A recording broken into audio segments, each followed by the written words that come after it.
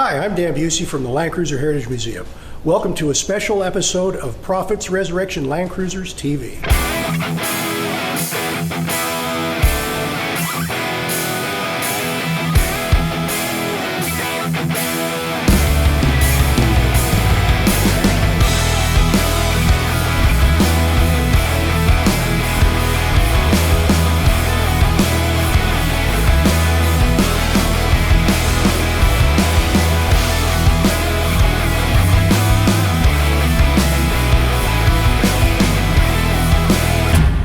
Good to see you, Dan. It's good to see you again, Jeremiah. Yeah, for sure.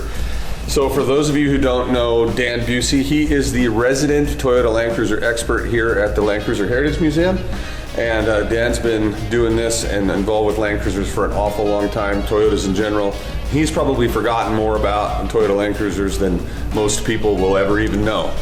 And now he's in charge of this magnificent collection. And there's always something cool going on here at the museum. What's happening now? Well, here in about 3 days, we're packing up 2 vintage vehicles to go on a photo shoot with Toyota as part of the marketing setup for the new 250 Land Cruiser that's coming next summer. Which they unveiled right here at the museum. The unveil, the international reveal took place here at the museum the end of July this year.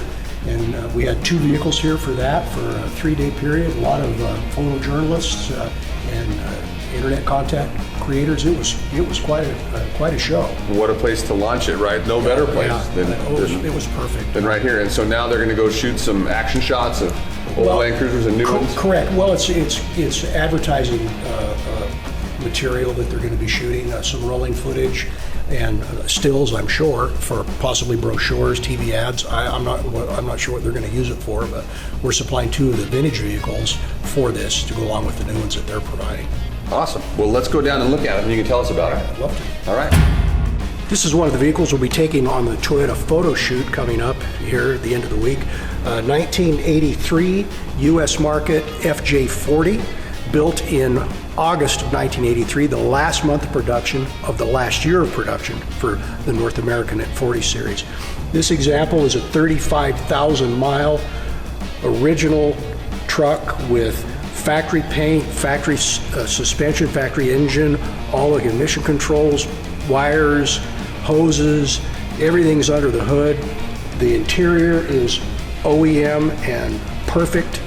It runs and drives just like a brand new vehicle. It also has factory air conditioning and factory power steering, which is extremely rare. Only, I think, maybe 50 of the 250 or 300 that came in had that combination. We're very happy to have it available for this shoot, and it's a piece of history and a true treasure. Okay, this is our other heritage vehicle that we're taking on the Toyota photo shoot. If you've seen this one before, or you think you have, that's because you did. It was used for the reveal photographs shot in southern Utah. It's a 1989 FJ62 with 60,000 original miles, original paint, original interior. It's a beautiful example of a late FJ62 near the end of production. That's a bridge vehicle, a very short production period, and was the first vehicle that had an automatic transmission, the first Land Cruiser with an automatic transmission in the United States. So you guys probably recognize this vehicle from videos in the shop. There's a painting of it up on the wall. This is a rig that I built personally in 2008, I think, back when we were building all these big dedicated rock crawlers. And this is called the Lizard King, and it is one bad vehicle. I'm gonna move it out really quick.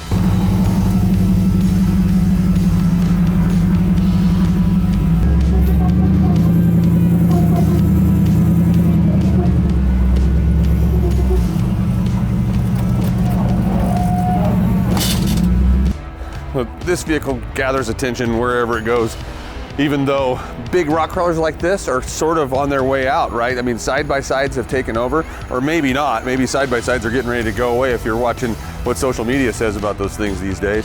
So, dedicated off-road Land Cruiser. We've conquered Moab in this thing, and then Greg Miller conquered Moab in it. And now, kind of like what happens with the sport, we're sort of moved on to other things, overlanding, different kinds of Land Cruisers, and so this Land Cruiser actually is available for sale. If anybody's interested in it, Rockwell's 4-wheel steering, GM drivetrain, of course, 5.3 liter Vortec, Atlas transfer case. I mean, you can't get more off-road capable than this, and do it with some crazy style. The Lizard King.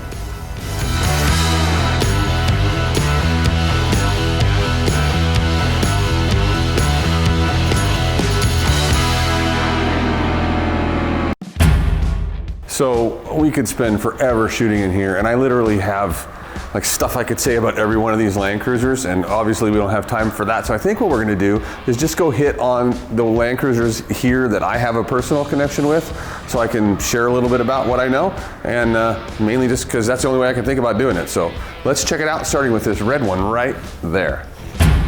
So this whole row of the museum is dedicated to the 70 series Land Cruiser, and this little guy right here you might recognize from an episode a long time ago, is a 79 series truck that we built for SEMA 2018. Cummins R2.8 on an 80 series chassis, super fun to drive, and red 79 series. How cool is that?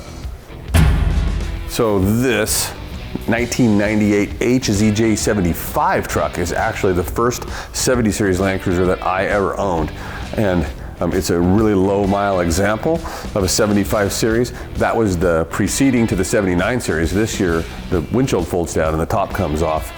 Unique thing about this truck is that it doesn't have a factory bed. It was sold as a cabin chassis, and the bed on this is actually really nice, but it's constructed of stainless steel by a company in Canada that outfits these vehicles for mines. So anyway, really cool 75 series truck. Right now these are just starting to trickle into the country because this year is getting legal for import. So this one's been around for a while, but we're starting to see more and more of the 75 series coming in, so you could probably find one to buy yourself. One time, Bob and I, when I was actually using this truck as a daily driver, used it to tow my bass boat over to 11 Mile Reservoir in Colorado for a fishing tournament. And we stayed in the rooftop tent, but we were not prepared. I think it froze that night, and Bob and I, well, we may have cuddled a little bit. So in 2011, Greg Miller and I went and we actually raced this BJ73 in the ARB Outback Extreme. And so I've got a lot of fun times bouncing around in this thing, and what a cool truck. Probably my most fun memory about the ARB Outback Extreme is a navigation course at night where you had to find waypoints but navigate your way around this. I'm not even sure what it was, but it was like a field and a hill full of giant pits or holes, and if you weren't paying attention, you'd be at the bottom of a 20-foot deep hole. Super fun, challenging, and intense part of that experience. So I actually got to know this BJ46 more than I wanted to. I picked it up in Washington, D.C. for the museum and drove it all the way back here to Utah. It made it, but that's a long way in a 4-speed B-Series Toyota Land Cruiser. So the BJ46, for those of you who don't know, is the model that is the same length as like an FJ43 like you'd see coming up from South America. But the BJ46 had a factory Toyota hardtop on it, unlike any of the 43 series ever did. So it's actually a really cool version of an extended length Land Cruiser. The other thing unique about the BJ46 is they were made for the Japanese market only, so they're all right-hand drive. You might recognize this 1964 FJ45 pickup short wheelbase removable hardtop that we restored for the museum a few years ago. FJ45 pickups were sold in the United States in 3 different configurations. Short wheelbase non-removable hardtop, probably the rarest. Short wheelbase removable hardtop like this one, and then a long wheelbase truck that had a completely different bed, just like the one right next to this. And speaking of vehicles we restored for the museum, 1971 factory soft top, California emissions model.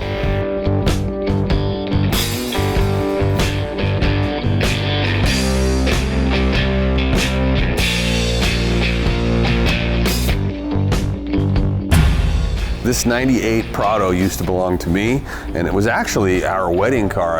I'll get a picture somewhere and show it to you. Chandra and I in our wedding attire sitting on the hood of this. I also remember her driving this over a washout in the road one time, getting to our old house that like through a 6-foot deep river essentially. Prados were very capable right out of the box from Toyota.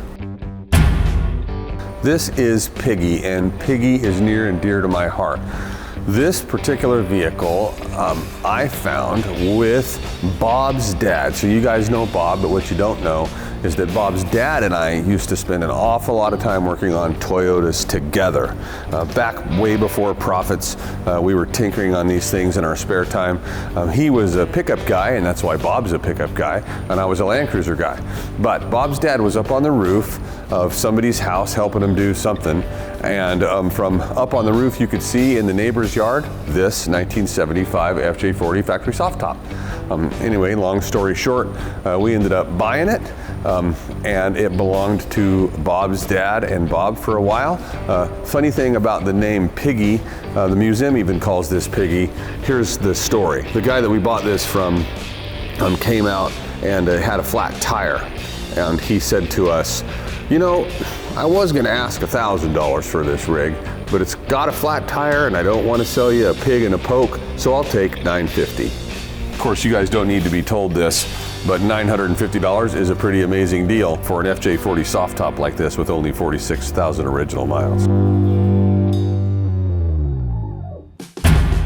So what museum would be complete without a collection of Japanese fire trucks? And Sean, what are you doing here? Quit pretending to be a Japanese fireman and get back to work.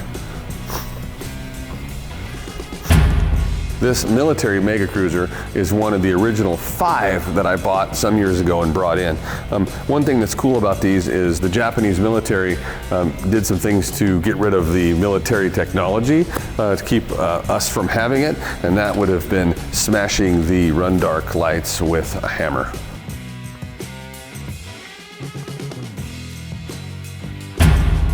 So you can tell I have a lot of memories involving these Land Cruisers in the museum here, but the ones behind me I probably have more memories of than all the rest of them combined, because we built these 2 E7 rigs. Later we added 2 more to the Expedition, but Greg Miller and the team that I was lucky enough to be a part on drove these vehicles around the world.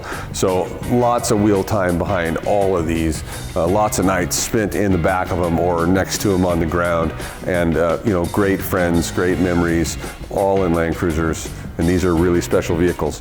This one right here is the vehicle the only 4-wheeled vehicle that has ever been driven on all 7 continents, and that is really saying something right there. Oh, I just remembered something.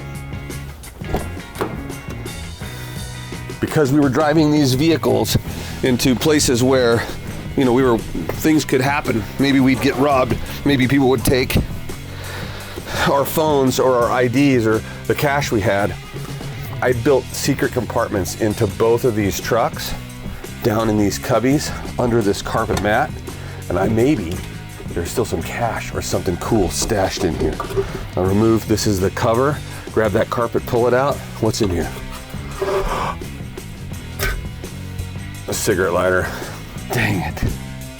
Well, there's a cigarette lighter stashed in the bottom of each one, because that way you can keep a phone in there and keep it charged.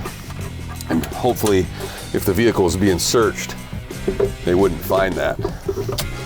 Bummer. I was hoping for like $10,000 in lira or something like that. Maybe the other one. So I don't have any connections with this FJ43, but I mentioned something earlier that I want to clarify. So the BJ46 that I showed you that I drove back from Washington, DC, I mentioned that had a Toyota hardtop. Well, this is an FJ43, so it's the same length vehicle, same chassis, but as you can tell, this top, it looks a little funky. That's because this top and this vehicle is from South America, and they didn't get hardtop Land Cruisers there. So this top is actually aftermarket. It was manufactured in Bogota, and if you see an FJ43 with a hard top, that's what it is. It's aftermarket, as opposed to the Toyota top that's on the BJ46. So I talked about all the great memories I had from being a part of E7. This vehicle right here obviously wasn't one of the vehicles on E7 because it's much newer than those, but it is actually very, very special. This is one of 7 of what the museum is calling the M200. It's a 200 series Land Cruiser, specially built for adventure by Maltec Trucks. And this Land Cruiser right here is going to provide the new owner with just as memory, if not more memories, than all of the ones that we had on E7. It is purpose-built to be able to go anywhere. It is cozy and comfortable, like a Land Cruiser should be. So the museum built 7 of these, 1 for each continent. North America is already spoken for. This is Europe, but this one, and I don't know, maybe all other 5 of them will be available for sale at some point. And if you're serious about adventure, this is probably one of the coolest overlanding vehicles you could ever get your hands on. One of 7 M200s, Expedition 7 Special. Well, I said 5 more after this. I'm gonna do my best to get one, so maybe only 4. So what on earth is this? And why does Jeremiah have ties to it? Well, this is a Delta Mini Cruiser, and I actually found this vehicle on an overlanding trip with a friend of mine in Budapest, Hungary. It caught my eye because I thought it was an FJ40 as we went speeding by. FJ40s just don't exist in Hungary, so when you see something that looks like one, it grabs your attention. Well, this is actually a copy of an FJ40 built by Delta Vehicles under license from Toyota. It's not a very good copy. It's very crude craftsmanship. Even when this was new, it had to have been pretty crude. This one has led an interesting life, but the gentleman that owned it was famous around Budapest.